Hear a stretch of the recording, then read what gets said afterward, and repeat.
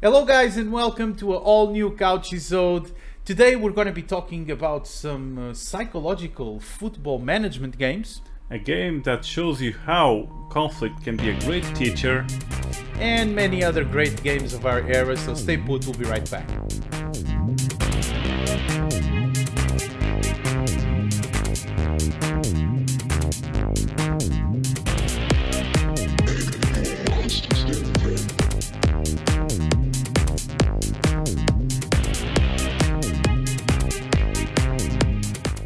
Welcome back guys, and today again, as always, we're going to be talking about some great games of our childhood and letting you know how they made us feel and how we enjoyed them. So today I'm going to be kicking right off with a very peculiar, let's say, football management game, but we're going to give you some details about it in just a few minutes. So the game I'm going to be talking about, it's On the Ball from 1993 for PC, and this was developed and published by the German developer called Ascaron. So that was so cool. If you, it was indeed. I mean, and if people are looking at this game and thinking, oh, it's another football management game, well, you're in for a big surprise.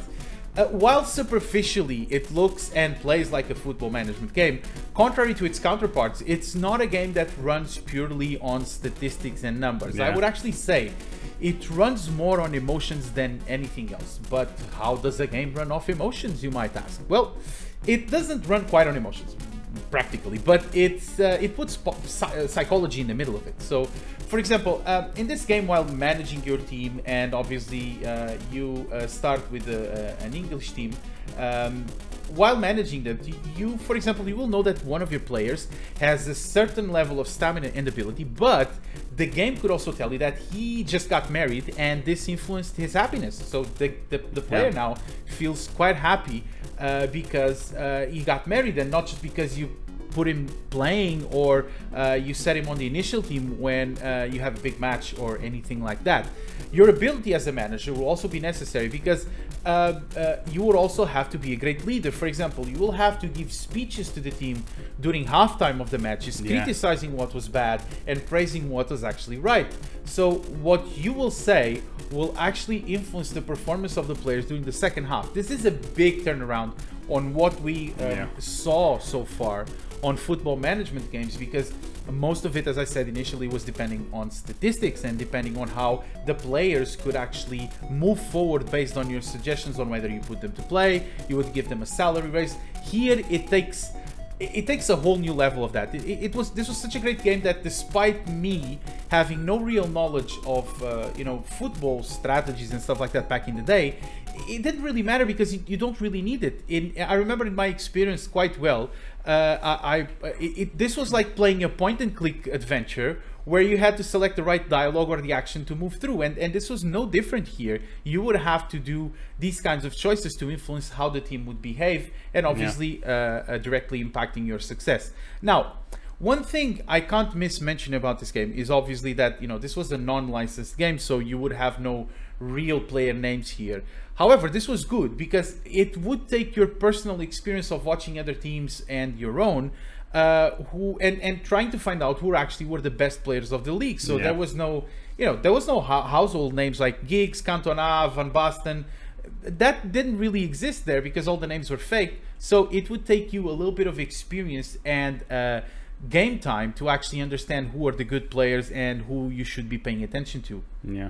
And to conclude, and to me this is only my personal opinion, but I've seen some of these shared along the internet also when talking about On the Ball, is that it is one of the best football simulation games of the 90s, and for me the whole point behind it's due to its originality and how you approach the genre. So I guess you played this one, Blade, and you also liked it a lot, and I think that it despite that we have already very good games like Championship Manager and so on back then, and even if we want to go even before that, during the Spectrum and the Commodore 64 times, we also had football games at that time.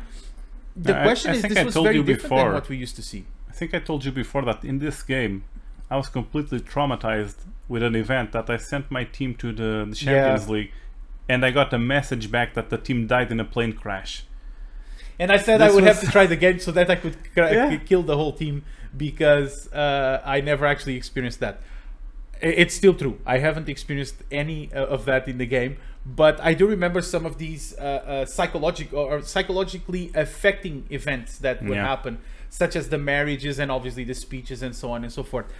It's really, really a good experience, and I think everyone should try it, just for the fact that one of the things that actually does not allow me to play games like Football Manager or Championship Manager or anything like that is my knowledge of the topic is I would say very low, and obviously you need some kind of knowledge here to make sure that the game works out and you actually win, or you make a good progress on your career. But here you don't really need that. It's just a matter of taking the right decisions at the right time and more acting as the leader rather than a full-blown sports manager of a club that you usually see at that time. Yeah. So, guys, it's definitely a great experience that you should. It's an awesome experience. Try. Yeah, it's awesome one. Yeah. What about you, Blade? What do you have for us today? No, I'm going to tell you a story about the game I found at a supermarket on the bargain bin. I actually found the game I'm going to talk about next by chance on the bargain bin when I went shopping with my father back then. This game came out in 1995, and it's the original one, the first one of a game I already talked about in the Portuguese couches, and it's called Heroes of Might and Magic, the very first one. I seriously found this game by accident. Seriously. I didn't play that game that much, and you know about it, we already talked about it. I was never much of a... But just play the third one. This is the one that started it all. It was awesome. I bought this one purely by chance, got the second one, got the third one, the fourth one, and so on. But the third one, like I said before, is the charm. Just grab the third one and grab this one just to know how the game felt when it started. This was a simpler version of the game. This was the basis. You only had like 4 different clans, a very limited number of units. They didn't upgrade, it was simpler, but the game played exactly the same. You had the map to explore, you had the cities to conquer, you had your generals that were the heroes. You could expand your armies limitlessly and just face every single opponent in battle, and it would look like somewhat like a chessboard, and it would play there, and you could do every battle there turn-based. On the map, you could just explore, look for information where to find the treasure that would change the level completely for you if you found it. You could capture a lot of resources, mines, and everything that would just enable you to get control of the map and conquer your adversaries. This game was quite cool when I first picked it up, and I learned it. I was so addicted to it. I was so anxious for the second one. And it didn't disappoint. The second one was a great improvement over this one, and the third one, like I said, is the charm. Play the third one and play this one just to know where the series came from, because this game is simpler than the next ones, but it's quite awesome. And it's a game I love and I found completely by chance, but don't miss this one. It's on GOG, the first one, the second one, and the third one, but you can try the fourth one and leave it there. But the third one, just give it a go. And the first one. Yeah, I guess we had already suggested that when we talked about Heroes of Might and Magic too. They are all available, and it's GOG, so very welcoming prices and nothing that will. But take your time on this one. It's really cool. Yeah, exactly. You won't have to sell a kidney to buy this. Not like PS5 games. Yeah. So that's. All right. I'm going to close it off today with surprisingly not a PC game, because I've been bringing some PC games lately. Well, lately. Wait a second. Always. All the time. Say that again? Well, it's still a computer though, but it's not a PC. So I'm going to go back to 1991. To the Amiga, and I'm going to talk about the first Samurai that was developed by Vivid Image and published by Imageworks. Now, probably along with Turrican and with Apedia, this game is one of my all-time favorites on the Amiga. I hope that you can hear in the background the wonderful intro of this game, because it just made all the better for me. That you remember that those mod tunes on the Amiga back in the 90s were just awesome. Man, they were so bliss. They would just turn like such the most simple compositions of music in something so amazing. Anyways, the first samurai tells us the story of a young samurai student that sees his master killed by an evil king, but he is no ordinary king. He actually has the ability to travel through time. And in his dying breath, his master summons a wizard that will provide you the ability to do the same thing, and it is now your duty to take revenge of the death of your master and restore the honor. Now, being a beat-em-up platformer game, you can jump around, kick, slash enemies with your sword, collect loot, climb trees, and so on and so forth. And while doing so, you have to face some monsters that go from tiny choppers to baby aliens. So the whole concept here of mixing samurais traveling in time will give us some really interesting artifacts that I think that it was behind this whole avant-garde design of this game, which if you want to call it that way. Anyways, the environments are very diverse, and you don't really have the feeling of boredom. There's always new scenarios coming in as you move forward in the game, and they become more futuristic while still keeping that distinctive Japanese look. So, you know, it's a samurai, so you will have to have this it was a really pumped up samurai, wasn't it? Sorry? It was a really pumped up samurai. Oh yeah, the guy was really jacked up. I mean, and this is one of the things that they really put an effort into, and I'll explain a little bit later why. It's one of the things that I remember about this game was that there was an absence of music in the levels. Now, I mentioned the soundtrack because the intro music that plays when you actually load the game is really fun, but the game itself during the levels had literally no music. It had some snippets of music here and there as you would move across the map. And this could actually be explained by the fact that of the memory limitations of the Amiga, that they wanted to use complex digitized speech samples for the sound effects, but they could not use music at the same time. Obviously, we already talked about this. The music chipset of Amiga was just wonderful and so ahead of that time back then, and it was, you know, kicking ass on the PC until the Sound Blaster came up. And even on the early stages of the Sound Blaster and FM synthesis, the Amiga sound chip was just amazing, and it was capable of producing such good quality music. But one of the things I remember on this game was on the sound effects part was, for example, when you would get treasures, you would hear a digitized sample behind saying "Hallelujah," but then it would increase, it would repeat itself, and it would increase the pitch. It was "Hallelujah, Hallelujah." It was like this. It was, I mean, it was just so amazing to hear this, and then the rest of the grunts and the sounds were extremely realistic, and I guess that for that reason it can be excused of not having a soundtrack itself during the game, but it really shows the effort that went from the developers into this game, into working in the sprites so much, and also prioritizing the sound effects to a point that you really do well without a soundtrack, or without a full-blown soundtrack. And we know that back then we had Chris Hulsback doing great soundtracks for many good Amiga games. But I personally have an attachment to this. I remember being a kid, about maybe 10, 11 years old, and going to my cousin's house where we had the Amiga, and he had this Sega arcade stick that he was using, I believe with this Sega Saturn at the time, but that 9-pin connector could actually be used on the Amiga too, so that we could use it to connect as a joystick. So it was really fun, because the first Samurai is totally, you know, one of those platform beat-em-up games that you would see in many arcades. So it was a quite appropriate experience, and I really liked it. Did you play this one, or not really? I actually know the game, but I haven't played it much. I didn't own an Amiga back then, so...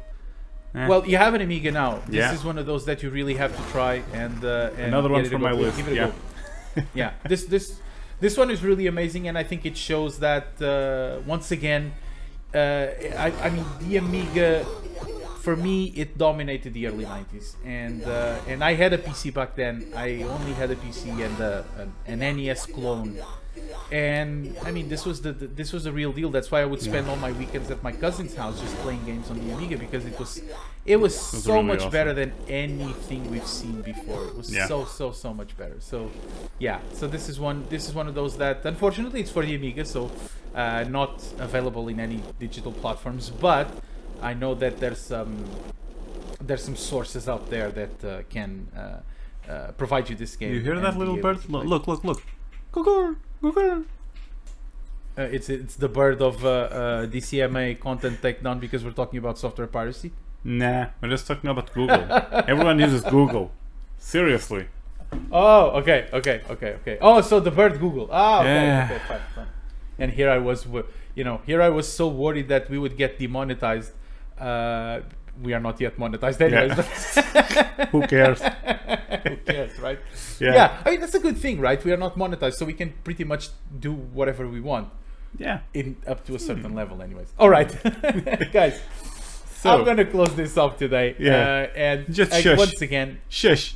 Yeah, shush. Yes. Once again, thank you very much for watching. Shh. I will. After I do this, let me just close the episode and then I'll shut up. Yeah. Okay, so my turn. Usual, my turn. Yes. Just shush. My turn. Very well. Go ahead, my friend. So, I'm going to talk about a strategy game again today. But a real-time one, and this is quite a gem. I seriously don't know if many people played this one. It came back in 1996, if I'm not mistaken. It's a game called Warwind. You played this one? I did not play that one, but now I'm just noticing that I totally screwed up this Couchisode because I was just about to close it because I thought that the game that I talked was the last one. Yeah, that's why I was shushing it. Sorry about that, guys. I was pulling an Austin Powers and doing a shush. It's very late. You guys have no idea at what time we are filming this. Yeah, you have no idea. It's very late. You can't notice this because we're expert editors, but we have like duct tape here holding our eyes open. But yes, correct. So, sorry, go ahead, Blade. Yeah, but quickly talking about this game. It was a real-time strategy game, and it was different from everything you had back then because you had like 4 completely different races. This was something that you actually saw in StarCraft later on, and I actually think this might have inspired StarCraft, but I don't know. I just think it might, because you had completely different races. It played a bit like Warcraft would, so it probably evolved from there. But it was quite peculiar. You had the Sarun, that were the technologically advanced race. You had the Oblinox, that were like the brutish-ish clan with the cyborgs and such. You had the Iagra, that were the slaves to the Sarun, that were like tree people. And you had the Shamali, that were like monks. And they all just lived semi-peacefully on a planet till conflict evolved. And they started just trying to dethrone the Sarun. And every single clan had a completely different goal. And the peculiarities of this game and how the strategy worked was awesome, because this didn't promote that you built huge armies, but just cohesive armies with specific strategies that you would develop. For instance, you wouldn't train units on a building. You would just get your workers and send them to a building to train as basic soldiers, and then evolve them after to a different type of warrior that you wanted, warrior or mage or whatever you wanted to evolve them. And then, instead of upgrading every single unit, every individual unit could be upgraded to improve in specific areas, so you could strategically order them later to do whatever you wanted on the field. And this was quite awesome, because it actually let you play in your own way, develop your own strategies, and try to be effective with your own strategy in this game. But I do remember back then playing this one, it was extremely, and I mean extremely difficult. This was a very complex game, and you can grab it on GOG today. It's still an awesome game, but hard as nails. Seriously. I have to say that obviously I had my fair share of time with RTS games and strategy. Didn't play this one, and I guess that I played others, but also obviously Command & Conquer, StarCraft, Warcraft, you know, all of those good RTS games. Age of Empires. I mean, oh my god, we haven't talked about that one yet. We still have. It's one of those one-time classics, anyways. But I haven't. When we talk about it, we'll just start the Couchisode with a stick and say "Wololo, wololo, wololo." I think it's amazing how you talk with this passion about RTS games, because I can tell you that I played them, but it was never a type of game that I could find any emotion in. Now, this can be a little bit different with the lore of Warcraft, and obviously Warcraft was a different experience for all of us in terms of RTS. Yeah. And maybe also StarCraft, because, you know, both those stories are very, very good. Yeah, very well developed. I mean, obviously the Warcraft I'm a big fan of, but I take much interest on the history of StarCraft. But I'm not sure if it really transmitted me or, you know, held it as a, how can I say this, as a full emotion game that I would play and say, oh wow, I mean, what an amazing game and stuff like that. I personally would think that getting more into details of the stories, and that's why I you know, ended up loving point-and-click adventures so much. No, actually, the RTSs are still to date one of my favorite types of games, and I seriously miss the really good old-time games that we played on the RTS channel, because you get some cool games nowadays, but they just don't have the same feel as the games back then. When you actually got your hands first on Dune 2, then Warcraft, then Command and Conquer, those games were quite awesome. And those basic mechanics that then evolved to seriously 3D games with rotating cameras and such, well, just get back to the basics. Develop some simpler games. These games are quite awesome. I guess that argument could be the same as mine with point-and-click adventure games that, you know, are quite dead today. Although there are still some new games coming out, and they're still awesome. Even the normal developers that still develop these games nowadays have not been very much active. And here I'm talking about, for example, Wajatai, that develops very good point-and-click games still to this day. But I guess that's a good topic for us to talk about later. Again, put it on our list of a never-ending list of topics that we promised that we would talk about later. Yeah. All right. I think now I can close off the Couchisode. I think it's okay now. Now you it's can. Okay. Now you okay, can. Good. I'll take the duct tape off so we can go to sleep. Sorry about that, guys. I guess that this is the issue with straight takes that we take. We do not have any pauses here. We just do one go and we record it, and if we screw up in the middle of it, then either we move along or we record it all over again. Oh yeah. All right, guys. You know how often we have to record all over again? Never. Whatever happens, you just get to watch it. Because we just went on for 20-something minutes about this, and now if we had to record this all over again, we would probably be in the doghouse with our wives. So yeah, basically. Anyways, guys, thank you very much for watching. You know the drill. If you like, leave a like. If you dislike, leave a dislike. If you consider subscribing the channel, then please subscribe the channel. Yeah. Thank you very much for watching. Red button there on the bottom. Yeah, there's a button there. Don't forget to activate the notifications. And we'll see all of you hopefully next week. So guys, thank you very much and game on. See everyone next week. Have fun, stay safe, and game on. See you guys.